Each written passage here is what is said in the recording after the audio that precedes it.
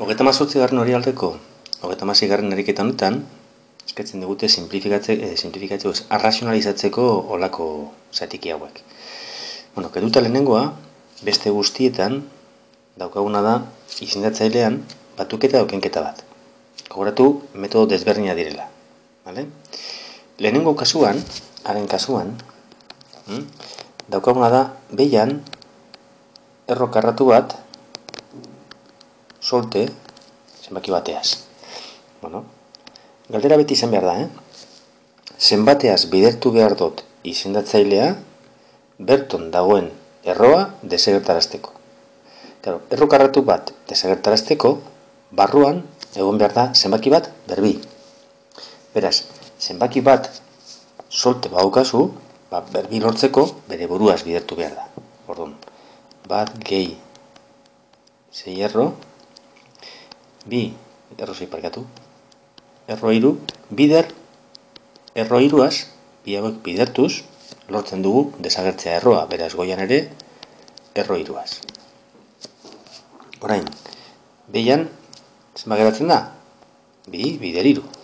Eta goian, bat, gehi, erro 6, dana, bider, erro iru. Orain, ezin denez simplifikatu, erro iru eta bi bider iru, 6 horiek, segiten dugu, bidertu, goian agertzen den biderkaketa egin. Vale? Eta geratuko da, erro iru, gehi, erro 18, zati, 6. Hemen, zer aldu egin? Listo, amaitu da, ez? Baina,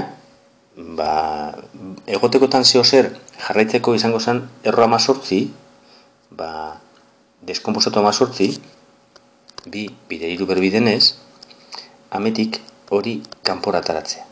Eta geratuko zen, erro iru, gehi, iru erro bi, zati 6. Denaen arrazionalizazioa hemen geratzen da amaituta ja. Vale? Bueno. Eta ontsa gara beste guztiekin. Beste guztiekin, prozeso beti da berdina. Batuketa bat bada izendatzailean, bidertu bider kenketa. Goian eta behian, Kenketa bat bada, bidertu bider batuketa. Eta berdin digu, goian zer demontre dan, eta zer ez dan. Vale? Zer gertatzen da? Batzutan, zenbakitzailean geratzen dana, biderkaketaren bat egin behar badugu, hor kontondo izibili gara bai. Baina, lehenengo pausua beti izango da, behian batuketa, bider kenketa. Behian kenketa, bider batuketa. Vale? Hori argi geratu behar da. Zuk ikusten duzunean, zatikia, iru zati bat gehi erro iru, bakizu. Bat ken erro iruaz bidertu dizu. Horrengo dugu. Iru zati bat gehi erro iru. Zengo dugu, bidertu, bat gehi erro iru, bider bat ken erro iru. Automatiko. Eta goikua, berdin, bat ken erro iru. Vale, bigarren pausua.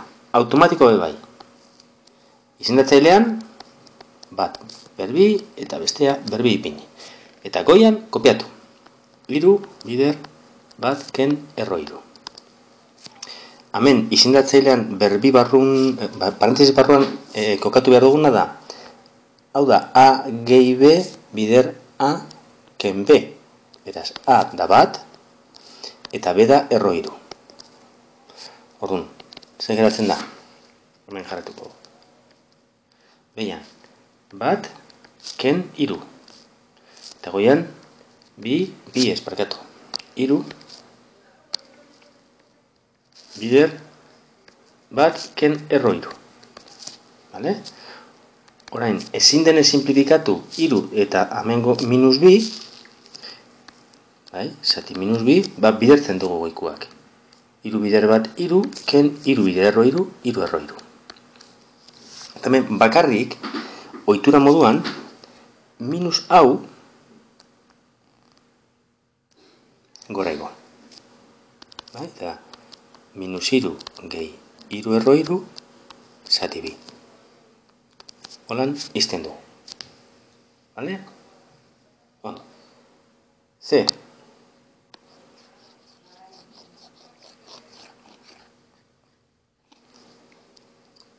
Zeren kasuan. 14 zati 3 ken errobi. Kenketa denez, bider batuketa egin behar dugu. Beraz,